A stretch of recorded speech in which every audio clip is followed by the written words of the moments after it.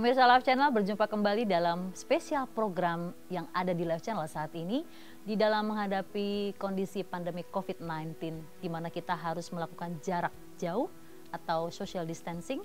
Maka kita melakukan satu program yang luar biasa sekali di mana kita akan berbicara dengan para narasumber melalui Zoom. Dan saat ini kita ada dalam program spesial Kita Menang. Seperti biasa, kita juga akan menampilkan para narasumber yang sangat memberkati. Dan episode kali ini, kita akan kedatangan tamu yang luar biasa.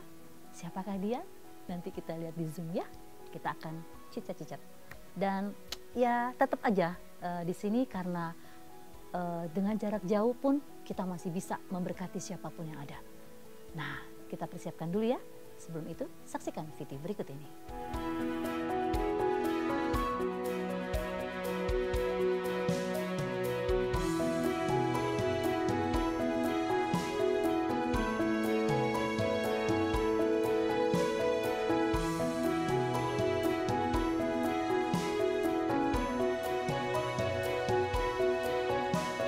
Bertemu dengan Mas Riko yang terkenal dengan panggilan Captain Riko, bener ya? Senang banget saya bisa Captain berjumpa Riko. kembali. Iya, Captain Riko.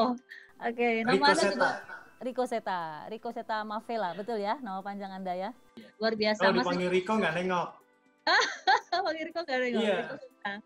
Oke, boleh. Jadi sekarang saya manggilnya Mas Riko Seta. Iya.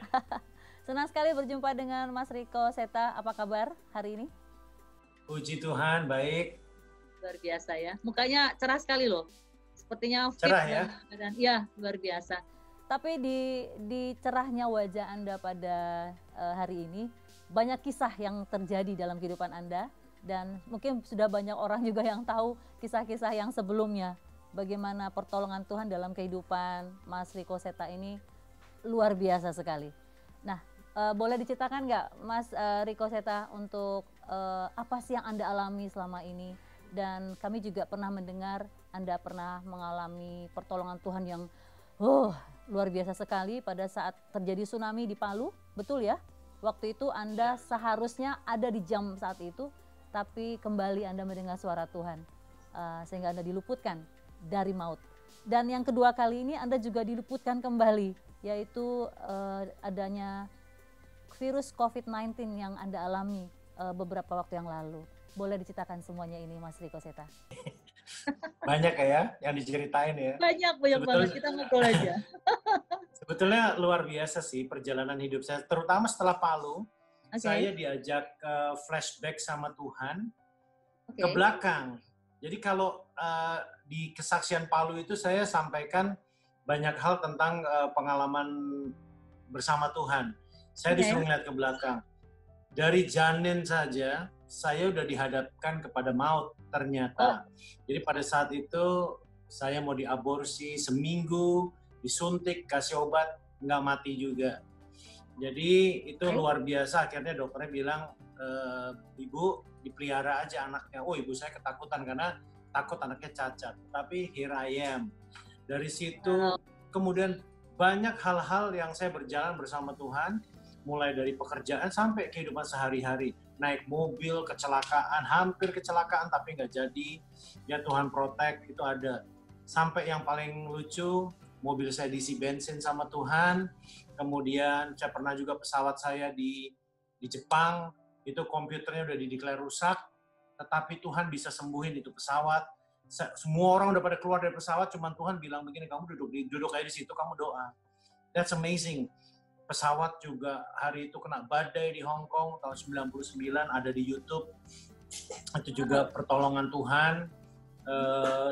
Kalau kecelakaan yang hampir-hampir itu kayak Palu gitu ya, itu tahun 98, 99. Terus saya juga pernah ngalamin mesin pesawat saya dimasukin angsa.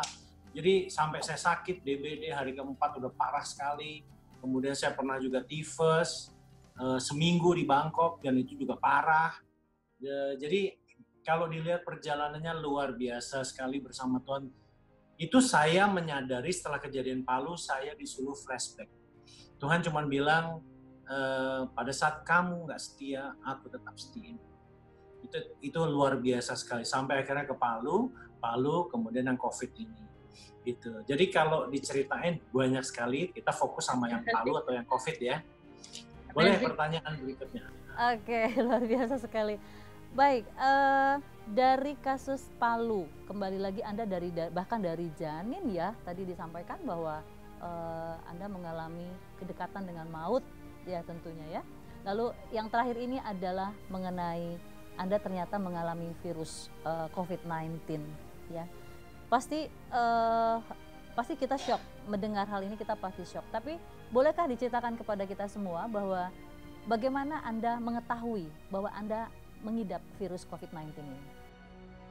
Jadi gini, saya nggak tahu kapan ininya ya, kenanya kapan, tetapi saya mengikuti proses medis, jadi sehingga semua rumah sakit menyatakan saya disuspek COVID karena dari simptom-simptom yang ada, kemudian panas tinggi, badan sakit, kemudian batuk yang luar biasa, severe, kemudian dari situ ada lidah nggak bisa merasa atau asin aja, itu yang saya rasain. Kemudian 3 rumah sakit merawat, istilahnya berobat jalan, sampai akhirnya yang ketiga saya minta dirawat UGD, mereka bilang, enggak Pak, kita nggak bisa rawat karena Bapak ini sepertinya COVID, Bapak sebaiknya ke Wisma Atlet.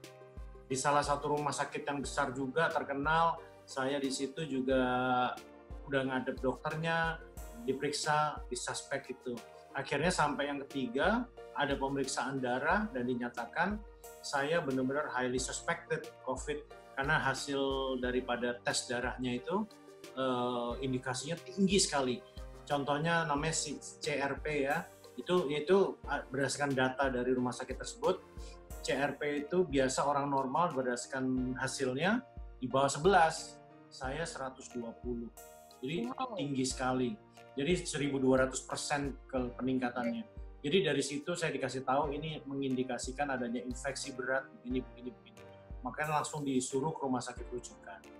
Kalau ditanya kenanya di mana saya nggak tahu, tetapi waktu itu saya pernah bawa pesawat yang pernah dengar ya, pesawat yang Lion itu dari Wuhan mengevakuasi ya orang Indonesia ada 350-an sampai di Batam mungkin dibersihin, terus sampai dipindah ke Kuala Lumpur, di Kuala Lumpur diganti instrumen-instrumen atau alat-alat yang berhubungan dengan sanitasi tersebut atau disinfektan ya istilahnya yang berhubungan dengan air conditioning apa segala. Nah, saya yang bawa pulang itu Februari dari Kuala Lumpur ke Jakarta. Tapi hari itu belum kerasa apa-apa, saya cuma kerasa badan saya drop itu tanggal 28 September.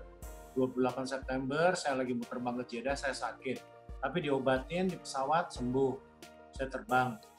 Terus kemudian saya kembali itu dua kali ke Jeddah, tanggal 6 terakhir atau tanggal 5. Tanggal 8 saya sakit lagi. Sampai akhirnya diobatin 2 hari sembuh, akhirnya 15 mulai nggak enak, 16 saya ke rumah sakit, 17 saya ke rumah sakit. 16 mulai batuk dan panas tinggi. Oke. Kemudian setelah mengalami gejala-gejala seperti itu, siapa yang menolong Anda waktu itu? Yang menolong saya pada saat itu adalah kekasih saya. Hari itu dia nolong saya, antar sana antar ke sini karena saya tahu bahwa ini menular gitu ya. Tapi hari itu saya sebetulnya tetap mendinai bahwa saya bukan COVID. Saya bukan istilahnya bukan corona lah. Ini hanya pneumonia karena hasil ronsen hasilnya ini bronchopneumonia gitu. Jadi saya kita nggak paham banget lah, tapi kita baca simptom-simptomnya di internet apa segala ya. Oke. Gitu. Ya keluarga saya, sahabat-sahabat juga banyak yang concern, ngebantu juga untuk akhirnya proses saya bisa dijemput sama ambulan. Iya. Pada waktu Anda dinyatakan positif COVID-19, lalu Anda mengalami isolasi. Kalau tidak salah sempat dirawat di rumah sakit ya setelah itu ya? Iya. Nah, waktu mengalami isolasi, apakah Anda mengalami satu ruangan sendiri dan harus menghadapi hari-hari sendiri atau ada orang-orang di sekitar Anda? Prosesnya pertama itu saya dijemput ambulans, setengah sadar, panasnya tinggi, demamnya luar biasa. Saya dijemput ambulans, kemudian dimasukin ke UGD seharian, kemudian malam midnight saya dipindah. Di UGD ya banyak orang campur ya, karena sambil nunggu ruangan. Kemudian dari situ saya dipindah ke ruang isolasi sendiri. Tapi istilahnya high intensif lah, is isolation room. Jadi bukan isolasi yang kayak di rumah atau sendiri gitu, enggak. Tapi memang di watch sama dokter sama perawat. Kemudian saya 2 hari di situ dipindah ke ruang isolasi yang ada pasiennya juga. Karena rumah sakit itu kan padat ya, jadi banyak yang mau pakai kamar gitu. Oke, jadi ada pasien yang lain. Apa yang dilakukan dengan pasien-pasien ini? Karena saya bukan, Mas Riko Seta tuh saya sering mendengar atau melihat YouTube Anda, ya banyak bersaksi. Apakah jiwa bersaksi itu terimpartasi pada waktu ada di rumah sakit? Posisinya waktu itu begini, di ruang UGD itu saya udah berserah aja karena memang badannya udah nggak bisa diandelin, nggak enak sekali, sakit sekujur tubuh. Ini kalau demamnya datang ya, wah itu sehari bisa 4-6 kali. Panas, kasih paracetamol, turun lagi, panas lagi, dikasih paracetamol. Jadi kalau tidak dikasih paracetamol mungkin ya, itu mungkin the whole day, every day. Jadi panas saya tercatat dari tanggal 16, non-stop sampai saya udah keluar pun malam masih ada demamnya. Tapi nggak seintensif sebelum-sebelumnya, karena udah diobatin. Nah, itu di situ badan, tubuh sudah merasa tidak ada harapan.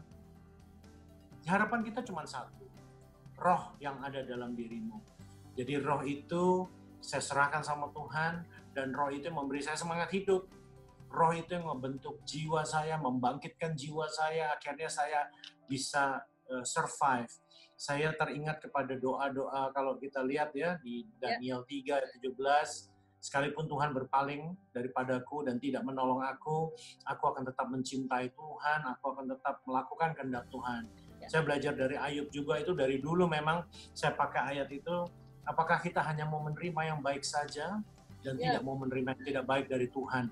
Wow, itu saya naikkan sama Tuhan, saya bilang, saya kalau dengar kesaksiannya, pengen sembuh, tetapi itu tidak saya naikkan secara istilahnya eksplisit ya sama Tuhan.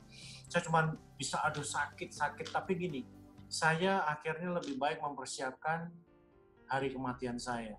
Jadi I face my death with Christ. Jadi di situ yang membuat roh saya bangkit. Jiwanya kalau ditanya, ayam yang paling kencang larinya itu saya. Badan ini udah khawatir, udah takut, chicken banget. Tetapi saya sadar betul hidup saya ada di tangan Tuhan. So I pray, aku baca firman Tuhan, aku nyanyi sebisa mungkin, aku worship. Itu masih di UGD. Terus saya bilang sama Tuhan, kalau ini adalah hari terakhirku, aku akan persiapkan, aku akan bertanggungjawabkan hidupku sama Tuhan. Terus ya otomatis forgive me for my mistake, transgressions, atau apa aja ya, pelanggaran apa aja. Dari situ saya mulai menghadapi kematian saya bersama Tuhan. Saya ingat di Yesaya 46 ayat 4, Tuhan akan menggendongku sampai masa putih rambutku. Terus Mazmur 23 ayat 4, sekalipun aku berjalan dalam lembah kekelaman, aku tidak takut bahaya. Karena ayat itu pun yang ada di Palu, dipakai juga. Lagu itu pun yang saya worship sehari sebelumnya. Jadi lagu itu benar-benar nyata banget bagi saya. Seolah-olah Tuhan itu nggak dengar, seolah-olah Tuhan nggak ada, Anda sendiri. Tetapi aku yakin dan percaya my spirit, rohku dipegang penuh sama Tuhan. Itu yang membuat saya akhirnya bisa survive, bisa berani. Dari situ saya bilang, izinkan aku, nafasku yang terakhir, memberitakan tentang keselamatan Yesus, tentang pengorbanan Yesus, tentang pengampunan dosa kepada seluruh dunia. Jadi aku bilang, Tuhan izinkan saya menyampaikan ini di nafas terakhir. Dari situ kalau dengar kesaksian, spirit saya dibakar luar biasa. Itu yang membuat saya akhirnya, suster saya doain, dokter saya doain, cleaner, pasien yang ada di UGD, saya mulai doain, putar lagunya kenceng-kenceng, sampai akhirnya saya dipindah isolasi sendiri. Di isolasi sendiri, mulai lagi, chickennya keluar lagi. Kan di situ di UGD banyak orang, ada 10-11 orang. di ruang isolasi Anda sendiri. Wah, saya drop banget. Jadi pada saat saya drop, itu benar-benar Anda nggak ada siapa-siapa, keluarga nggak ada, saudara nggak ada, ya udah Anda sendiri. Cuman ada suster, dokter, cleaner. Wow, itu benar-benar down banget. Tetapi sekali lagi, saya bangkit lagi. Bangkitnya kenapa? Itu luar biasa. Saya fokus sama Tuhan tentang Yesus dicambuk berkali-kali. Itu sakitnya luar biasa sekali. Disalib itu luar biasa. Jadi saya ngelihat dia, lihat Tuhan, sakitku nggak sebanding. Itu yang membuat saya juga kembali on fire. Di situ aku naikkan pujian lagi. Itu ceritanya. Kenapa saya masih bisa menceritakan ini sama orang? Karena you are a warrior. Anda adalah prajuritnya Tuhan. Tell the truth. Yang terpenting adalah keselamatan, ya kan? Bagi orang-orang, kesempatan yang baik untuk disampaikan. Karena banyak sekali orang melihat bahwa pergumulan hidup yang seperti dialami oleh Mas Riko Seta ini adalah satu penderitaan atau satu hukuman atau mungkin juga suatu beban yang sepertinya Tuhan tidak adil, ya. Kok memberikan saya hal-hal yang tidak enak.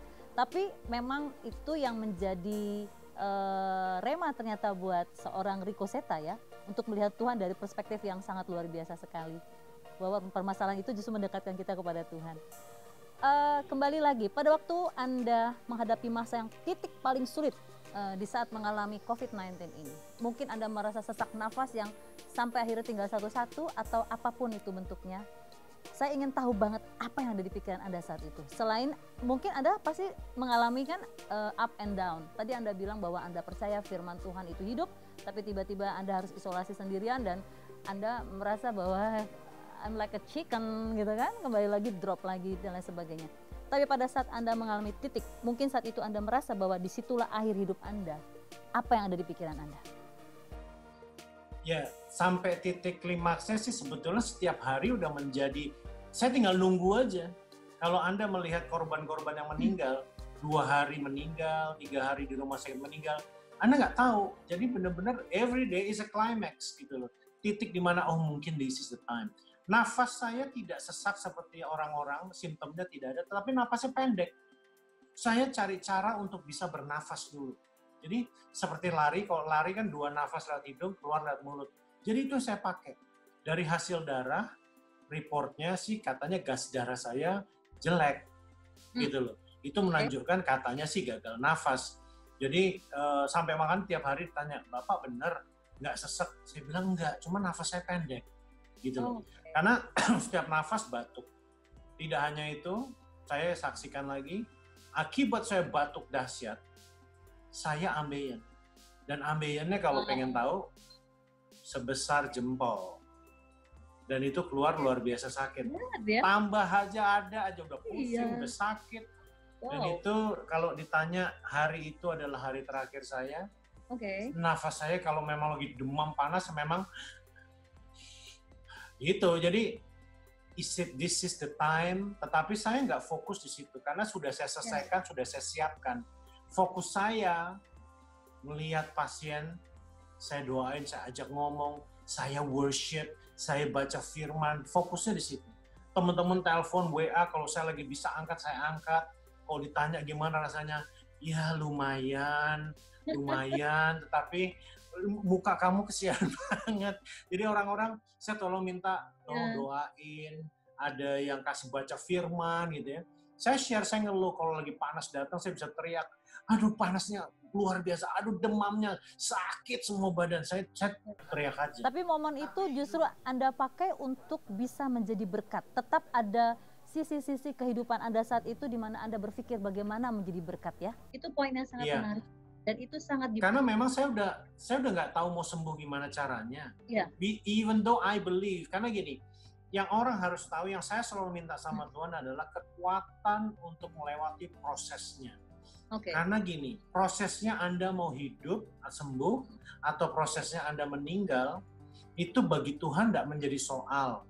Karena begini, yang terpenting Anda sekalipun Anda menghampiri pintu maut dan kemudian dipanggil, Anda tahu betul step by step Anda bersama Tuhan. Begitu juga dengan kesembuhan, step by step Anda bersama Tuhan. Saya kan nggak tahu yang diputuskan Tuhan apa. Saya siapkan yang the worst-nya, gitu loh. Oke. Dan itu memang menjadi keputusan saya untuk saya bilang sama Tuhan, izinkan nafas terakhirku memberitakan tentang kebenaran, tentang kehidupan ini kepada orang, gitu loh. Oke. Karena iya, itu yang saya fokuskan ke situ. Tapi memang di lain Mas sisi, Niko Seta, aku tergelitik dengan pertanyaan yang berikut ini dari statement Anda. Anda begitu yakin bahwa Tuhan itu akan memberikan satu kekuatan, dan kenyataannya Anda memang diberikan kesempatan untuk sembuh, dan saat ini Anda sudah dinyatakan negatif dari COVID-19 ini.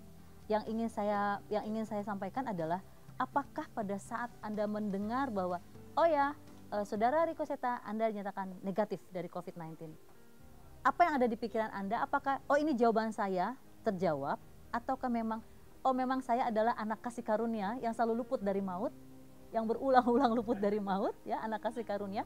Ataukah Anda berpikir bahwa inilah kesempatan yang kesekian kali untuk saya lebih lagi memuliakan Tuhan dari perbuatan saya? ya, jadi kesembuhan ini, sekali lagi kalau saya cerita di mana-mana, kesaksian ini bukan tentang saya.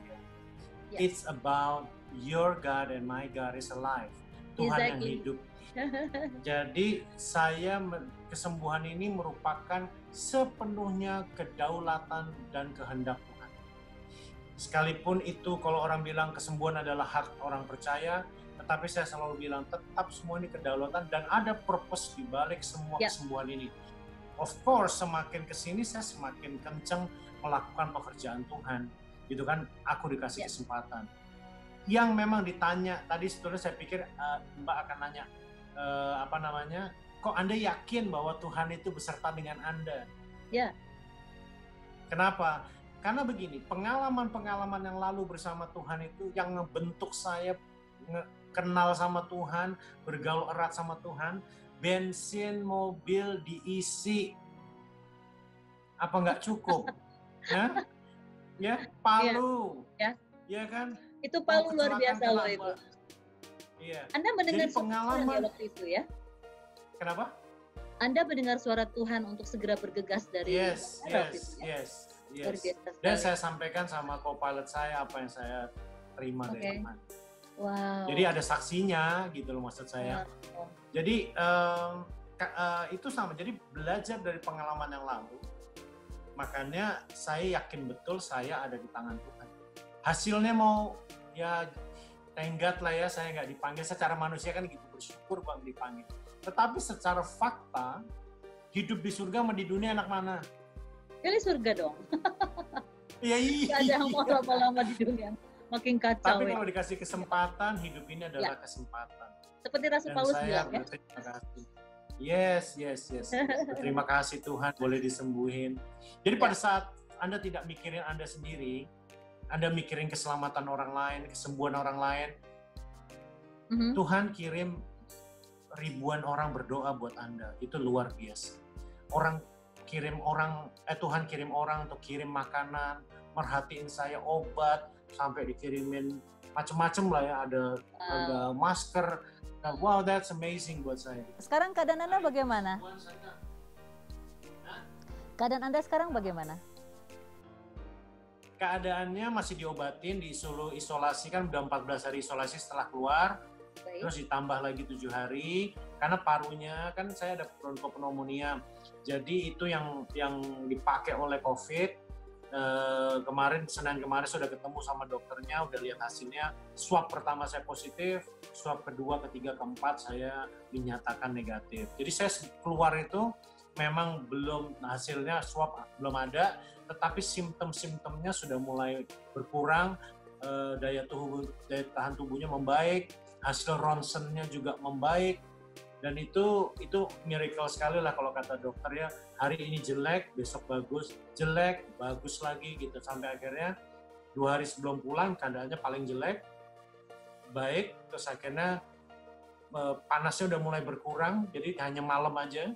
Tanggal 3, tanggal 2, tanggal 3 itu panas saya hanya malam. Jadi jam 11 sampai jam 5 pagi. Yang biasanya setiap hari. Kemudian saya dinyatakan membaik, improvementnya luar biasa baik, kemudian saya diizinin pulang. Berapa minggu kemudian baru tahu hasil swabnya dinyatakan negatif. Tetapi kemarin Senin saya melihat sendiri otentik, tertulis swab tanggal 27 itu saya positif, kemudian saya negatif berikut. Tetapi yang unik apa? Tanggal 27 saya di swab, besoknya saya pindah ke kamar yang ada pasien. Kemudian tanggal 29 hari itu saya lagi tenang, lagi sehat, maksudnya lagi bisa, nggak ada demam, saya bisa bergerak. Habis dari toilet saya duduk, saya baca firman. Saya baca firman itu seperti yang saya saksikan, saya baca firman. Setelah saya baca firman sekian banyak, saya tutup aplikasinya, saya tidur berbaring. Itu langsung rasa muntah. Saya mungkin udah 10 tahun lebih nggak ngerasain muntah. Itu muntah rasanya langsung naik secepat mungkin sampai sini. Sampai saya berteriak, saya kasih tahu pasien saya mau muntah. Dia datang bantuin saya. Akhirnya saya bangun dan kemudian keluarlah cairan bening banyak sekali. Dan itu setelah itu mulai berangsur-angsur saya agak sedikit enak. Dan setelah itu saya diswab lagi. Diswab yang kedua, diswab yang ketiga, diswab yang keempat.